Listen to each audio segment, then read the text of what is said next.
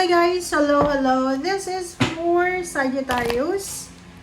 Sagittarius, welcome dito sa ating channel, Kapalaran 888. Welcome. Alamin natin Sagittarius kung anong messages, vibration, gabay energy para sa inyong lahat. Concern Sagittarius. First card natin is concern, second card is privileged lady. Okay.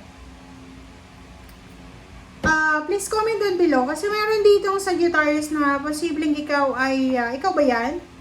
Or maybe this is someone, okay? Pwedeng ikaw ay namumroblema ka ba? Namumroblema ka ba sa pera? Or namumroblema ka sa relationship? Or kung ano man ang problema na meron ka? Please comment down below ha. Ano man ang pinoproblema mo, Sagittarius, huwag kang mag-aalala. Especially kung ito ay pera. Kasi there's someone here na privileged siya, financially stable and secured, na posibleng matulungan ka niya sa kung ano man ang problema mo sa pera. Or maybe there's a family member or kakilala, kaibigan, na siya ay namumroblema sa kanyang mga obligations, pera, relationship. And ikaw to, babae ka man o lalaki, na willing ka na saluhin siya sa mga problema niya. So please comment down below if you resonated, guys.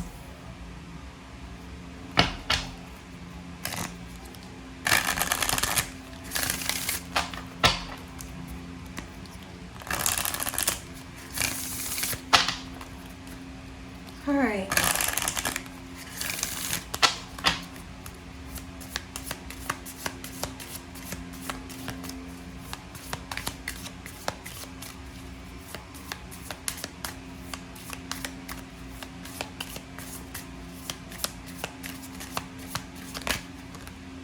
Okay, Laila.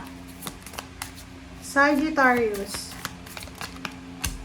Okay, Laila and Teresa. So, resonated to sa Leo and Aries. Okay.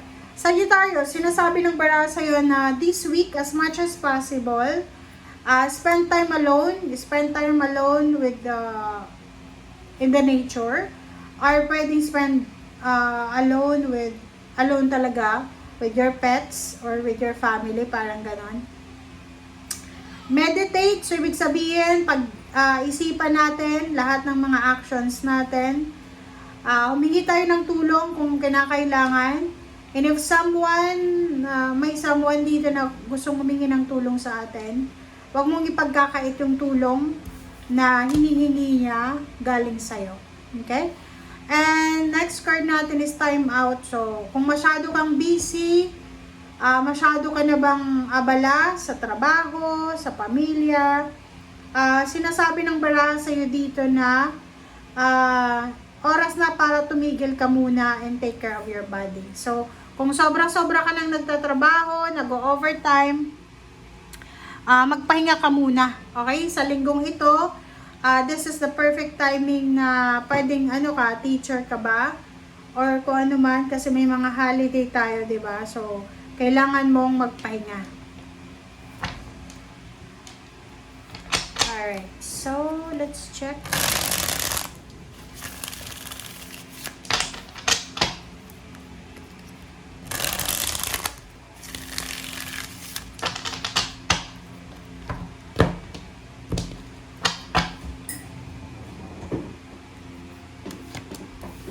Alright, so Page of Pentacles,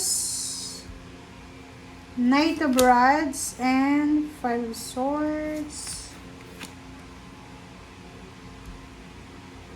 Okay, so dito sa 4 cards na to, sinasabi ng baraha na there's an incoming, exciting to in the near future, sa mga susunod na buwan, or taon, or araw.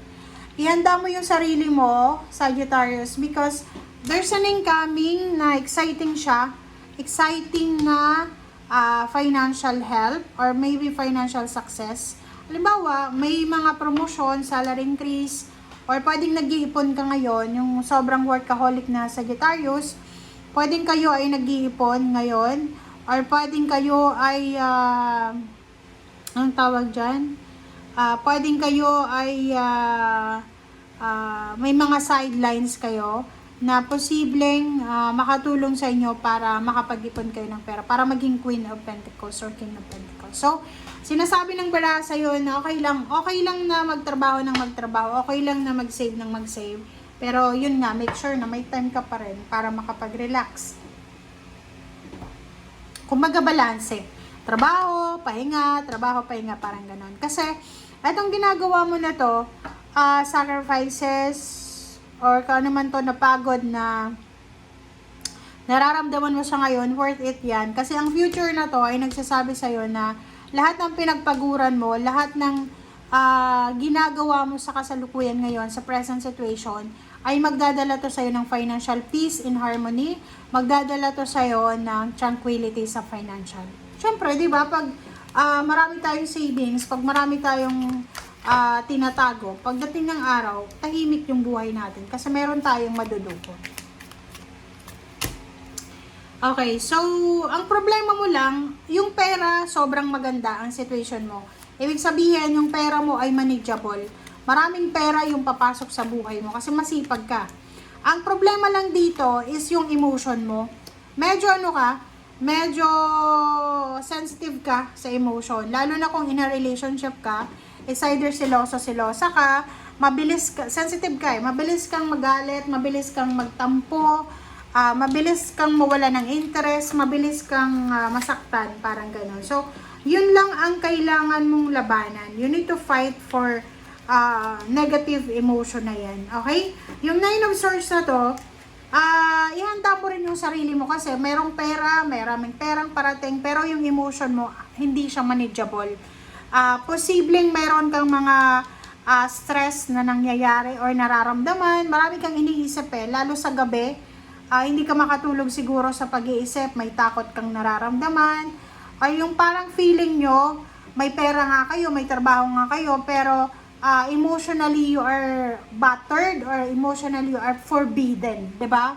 Restricted. Alam mo, kung OFW ka, naisip mo, okay, may pera ka dyan sa ibang bansa, pero namimiss mo yung pamilya mo, yung parang iniisip mo na para saan ba? Ang ganda ng baraha mo, kasi itong sa unahan, sinasabi sa'yo, this is a motivation sa'yo na ipagpatuloy mo lang yung pagsisave ng pera, pagtatrabaho, kasi in the future, makukuha mo yung financial freedom. Pero yung sa ilalim naman, gina-justify mo yung emotion mo, na parang sinasabi mo dito na nalulungkot ka, natatakot ka, gusto mong magsaya, gusto mong mag-celebrate, pero wala, malayo ka sa pamilya, or maybe kailangan mo magtrabaho. Pwedeng kasama mo yung pamilya mo, pero kailangan magtrabaho sa gabi, sa umaga, ganyan, ganito. So, ang baraha mo ay parang nagsasabi na yung buhay talaga ng tao, guys, hindi perfect. Walang perfection 'di ba? Kailangan nating magtrabaho kahit malayo, kailangan nating mag-sacrifice kasi yun ang kailangan 'di ba? And sa buhay mo na to, sa baraha mong to, sinasabi ng baraha sa'yo na huwag kang masyadong pagpapanik, huwag kang masyadong mag-iisip ng negative, lalo na kung pagod ka na sa trabaho, dadagdagan mo pa ng emotional problems, na wala naman dapat problemahin, tamang hinala, overthinking, selos, alisin mo yan. Okay? Thank you guys. Bye!